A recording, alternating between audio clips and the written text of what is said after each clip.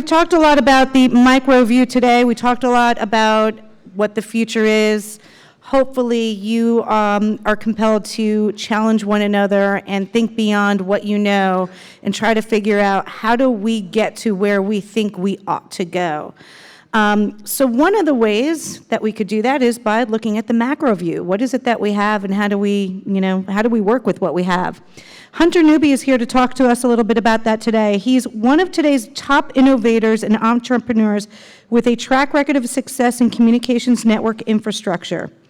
In 2008, Hunter founded Allied Fiber, the first integrated network-neutral provider of dark fiber in the United States.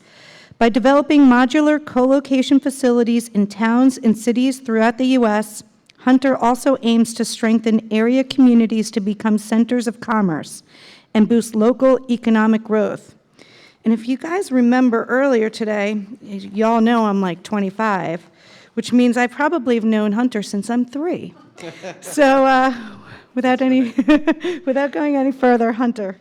Thanks, Ilissa. Thank you. Thanks, everybody. Thanks, Ilissa. It's great to be here. And yeah, so I guess that means I'm about 28 or something. I don't know. We've all been in this business for a while. So I'm going to discuss the macro view. I talk a lot about macro things and micro things in terms of the physical layer networks. I've built a few different physical layer things. I understand all the layers of the stack. I like to stay down low. I like to be in the real estate business and enable the network operators to do what they need to do without much interference, or minimize the interference to the greatest extent possible. So small cell is certainly a development in the wireless space, which is probably more than a trend at this point. And a lot of the terminology that's used, whether it's small cell or HetNet or femto or pico or whatever, all of that relates in the wireless world spectrum and then some physical asset. And that physical asset, typically an antenna, needs to be appended to something. So I'm sure you've heard all day today, and like you heard on the earlier panel, and David was talking about it, the issues really relate to rights of way and rights of use. So how do you get the rights of way, rights of use, the spectrum, the antenna, the device, and then fiber to that point, because wireless drives the need for fiber. One of the dimensions of my business, Allied Fiber, was to figure out how to build a neutral fiber infrastructure around the United States that starts and stops with the submarine cable landing stations, but along the way provides access points and our own buildings that we place every 60 miles as neutral hubs for interconnection. And when you think about our design, which I'm about to get into here, from a ring architecture perspective, wait, I hit the wrong button. There we go. Think about our design, and again, this is generic. I'm not specifically referring to Allied Fiber at the moment. This type of design exists elsewhere in the world. We're just doing it here in the United States, but it's kind of serendipitous how it all came about. You see sort of the basic elements of what's occurring here. And again, the most macro of views, if you close your eyes and think of the United States and the submarine cable landing regions, which basically this area, Florida, the Seattle, Pacific Northwest-ish area, and then LA. Those are the bookends that connect the world. So the submarine cables land and touch there and then traverse through the U.S. So I just have a reference to an ocean generically and a landing point. Greatest macro level view, but then from there along the way, you see there's sort of a physical design between long haul and short haul fiber, and then those access points along the way, which are intermittent or sort of intermediate points, kind of like on-ramps and off-ramps to a highway. So the red line there is short haul, and that kind of fiber is designed to be spliced into, as opposed to long haul, which you can't really, not necessarily do. But then you see the cell tower array, and we get into that specifically as it relates to this topic in terms of the distance that fiber laterals typically are built, which for the most part is about 1 to 2 miles from an existing fiber plant. And then sometimes microwave is used to extend the reach of fiber, which is the depiction there on the left side. So this is really the core. And then we have to drill down into small cell for backhaul. And you could see cities and towns and whatnot. And really the small cell backhaul requirement for fiber is thousands of times greater than what it is that we're building in the core for the superstructure. So even if you think about a legacy metro fiber network design, back in the old days, which isn't even that long ago, maybe 10 years, people thought that a 432 count cable in the metro was big. And 864s, really big. 864s are very small relative to what's required for fiber penetration in buildings. And when you start to think about that and the physics of it, an 864 count cable is a pretty thick cable. And the access rights that are required in cities and for points of entry into buildings, manholes and whatnot, so from the manhole and then the conduit systems and then into the buildings and the risers, all of a sudden it gets pretty congested when you start to do the numbers on what small cell is going to require for backhaul, meaning fiber pairs per antenna site. It makes the old metro fiber network architectures look woefully inadequate. So there's a lot of growth that's going to occur there. But still, again, in the macro view, I think of it as, well, that's nice that you're going to do all that development and we're going to increase the frequency capacity to an antenna for a localized backhaul. But then how do we connect those clusters together? Essentially, how do we connect the cities? I see cities as buildings in the U.S. sort of landscape. So New York and Chicago and Atlanta and Miami, for example, to me are just cities, or buildings in a city. That's a real macro view. And then you can see what this design looks like is, well, what's between, for example, what we just built, what's between Miami and Atlanta? Well, there's a lot between Miami and Atlanta. There's a lot of cities, a lot of towns, and there's a lot of cell towers. And the cell tower design is sort of akin to the old metro fiber network design from a backhaul perspective. When you get into the density of the urban areas and how much coverage needs to occur in the buildings and in the venues and what have you, the fiber counts are astronomical. I was at a conference, Metro Connect in Miami earlier this year, and I was listening to one of the guys from Crown Castle talk about how much fiber they have. We did some rough math. I don't think that they had actually done the math themselves, but it turns out that Crown Castle, as a tower operator, has over 100,000 strands of dark fiber themselves. And that's with today's network design. They're going to probably increase that tenfold in the next few years. That's great for fiber manufacturers, but it's also really good for the people that do zoning and rights of way and the lawyers and the real estate people that enable that. Oops, I jumped too far ahead. So you can't really read a lot of the details there, but this is what we've built so far from Miami to Atlanta. It's a 734-mile route. Everywhere you see a little flag is one of the Allied Fiber buildings. They're modular buildings, precast concrete steel. Just imagine it like a neutral meet me room, looks like a Lego. And we place them approximately every 60 miles, which is the distance that light travels in fiber before it needs to be amplified. So our colo business is inherent. It is dictated by physics, which is nice. And again, this whole route is built with the design that you saw on the preceding slide, which there are access points throughout Florida every 5,000 feet and in Georgia every 3,000 feet, which is sort of a vestige of the past of the way that the railroads built the original duct and handhole infrastructure. And a handhole is basically like a manhole. It's a pretty heavy-duty plastic box that gets buried along the side of the right-of-way, and that's where our fiber cable goes in and slacks and then goes out. And it has access points of entry for the laterals to be built in. And in the case of this topic, that would be all the wireless backhaul, and then beyond the normal sort of traditional wireless backhaul, the small cell backhaul. So thousands of strands of fiber aggregating into hundreds of strands of fiber, aggregating into our core distribution route.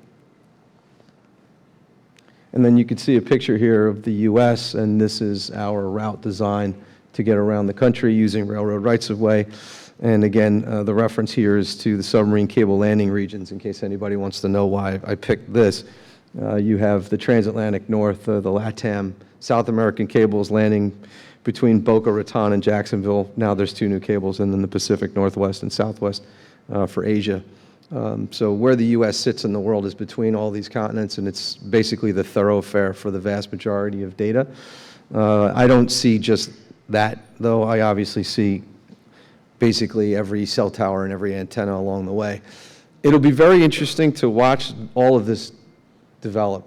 And I was just talking with Ilissa sort of about this conference and how she came about this and you know, where she is with it now, and now it's growing, which is great because I see this area, small cell, being probably the biggest growth area, you know, in this country, probably every other country in the next several years, because of the amount of investment in capital and infrastructure that needs to occur. And it needs to occur in a very logical, sort of well thought out, well planned way, or else a lot of people are going to lose a lot of money. And if you don't have something like this to connect back into, obviously, you know, there's some deficiencies on a national scale, and we have a very large country, so this is clearly necessary. But it'll be fun to watch this track, because as it happens and the right sort of recipe occurs at the most micro location, back to a midspan, back to a macro, people are going to realize what the whole combination means and who does what in the hierarchy. And it'll be good, I think, to sort of revisit this and come back and explain to people what we've seen in the Southeast as it relates to wireless backhaul and the successes, and specifically this topic, and who's deploying small cell and how that's groomed back into our core superstructure, and then what they do with it beyond that point. And we're just going to watch this whole pattern repeat as we go around the country.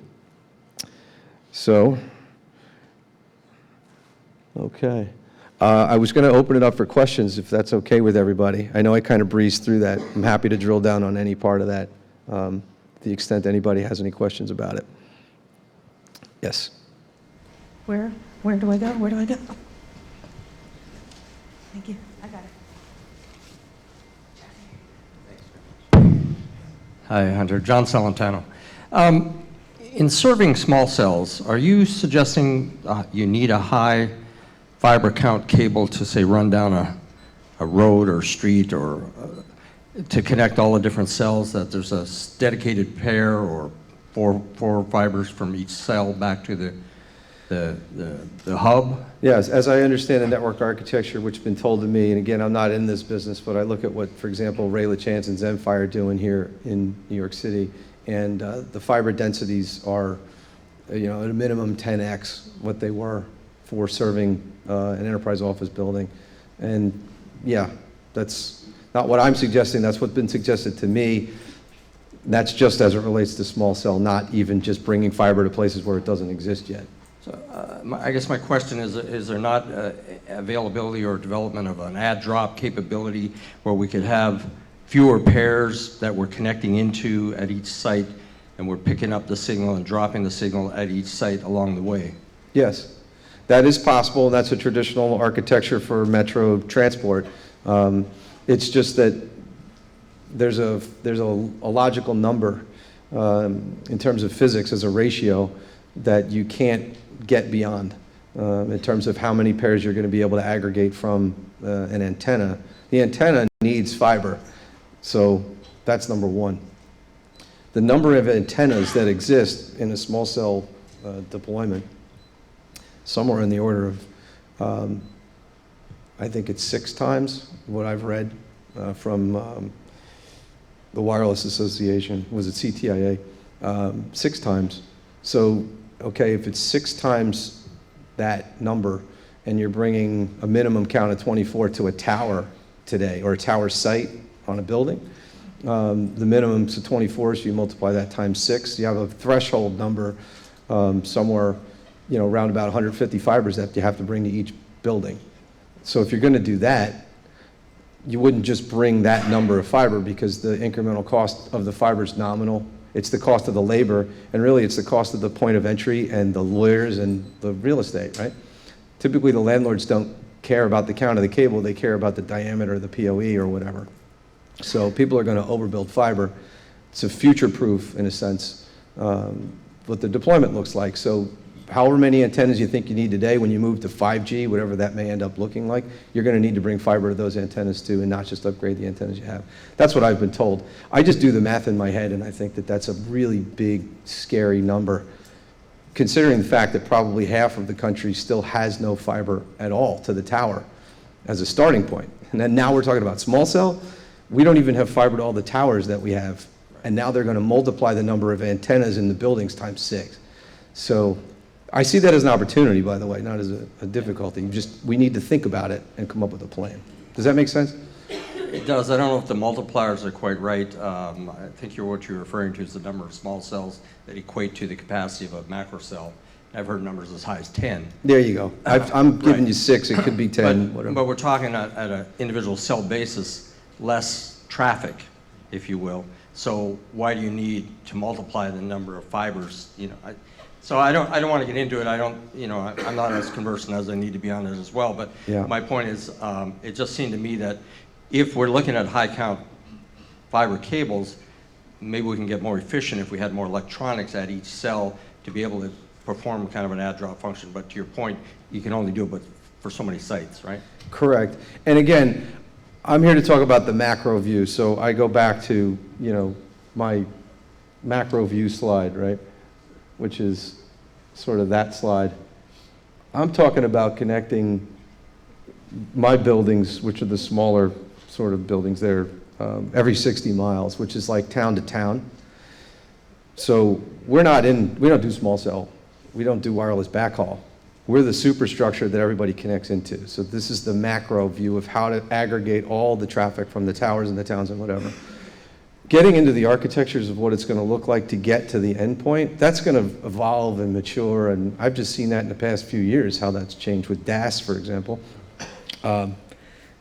So it's either a statistical thing, so you have to have better math, no matter what. The algorithms need to improve, so you have better throughput and lower latency and higher capacity. But the sheer physics of it is that if there isn't fiber, nothing happens. And that's kind of what I'm looking at. And I'm taking in all the same data points and whatever that people are saying. I just know that it's more than it is today. And I agree that it would make sense to be able to push devices all the way out to the edge. But then you've got space and power requirements for that stuff that simply don't exist. Most people have been serving buildings in a metro transport perspective from some gear that's sitting in a basement somewhere in a closet fed by an unprotected power feed that usually has water and rats running all over it. Okay, how are we going to overcome that when you need to do densities like an arena but for a city? That's challenging. So yeah, I think more fiber needs to be thrown at the problem in addition to solving for all the other things. Thank you. Sure. Thanks, and that's why we're here today, to learn from one another and share thoughts and Yeah. ideas. So that was perfect, thanks. I'm gonna come right in here.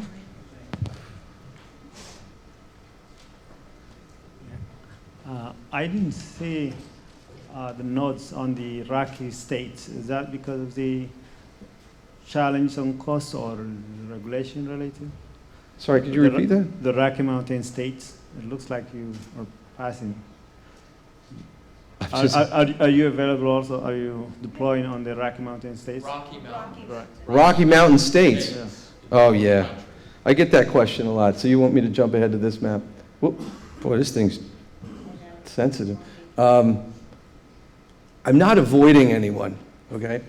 It's just that the submarine cable landing regions are in those points, and I don't go through the middle yet, or at least project that I'm going through the middle, because it's not on the way to the subsea landings.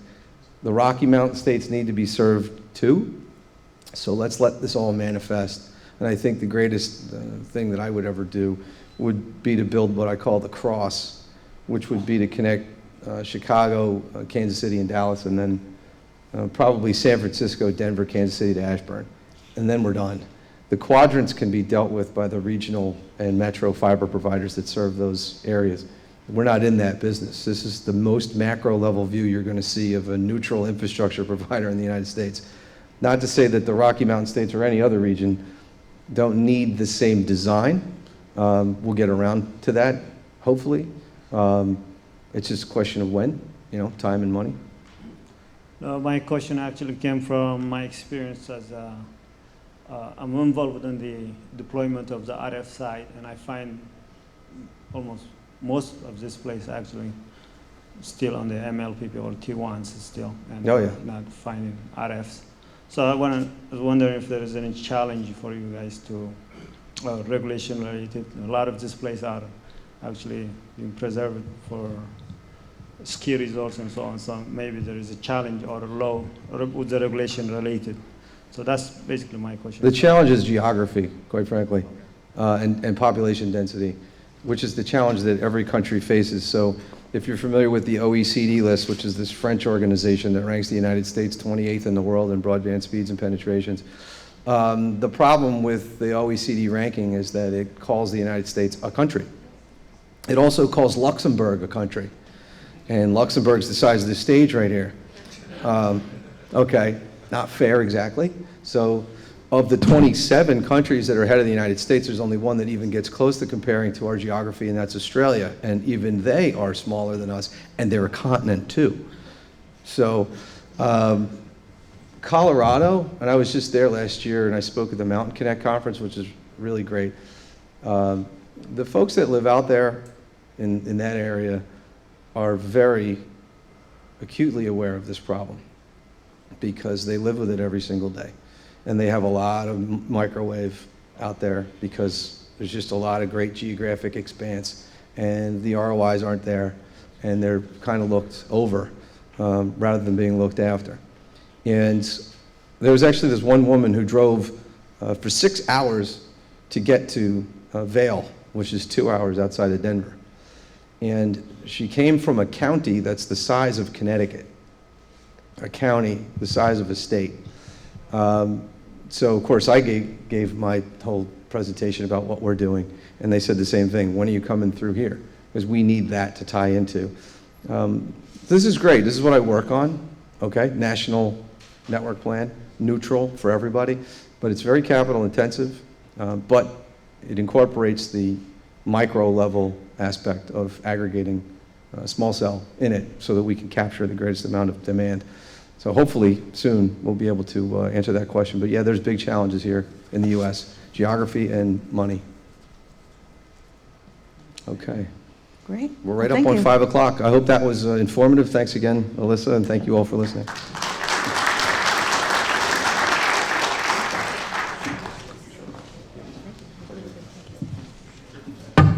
All right, so before I let you go, I have to just say a couple of words. I do have to thank profusely the Advisory Council, who is forthcoming and honest with information and feedback, and I'm doing the best I can to keep them updated on a regular basis.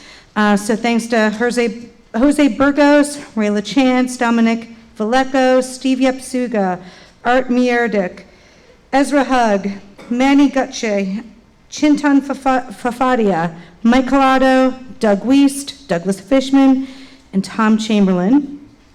Well, I got to thank you for attending. Hope you got a lot out of it and a lot more to come and to build because of it.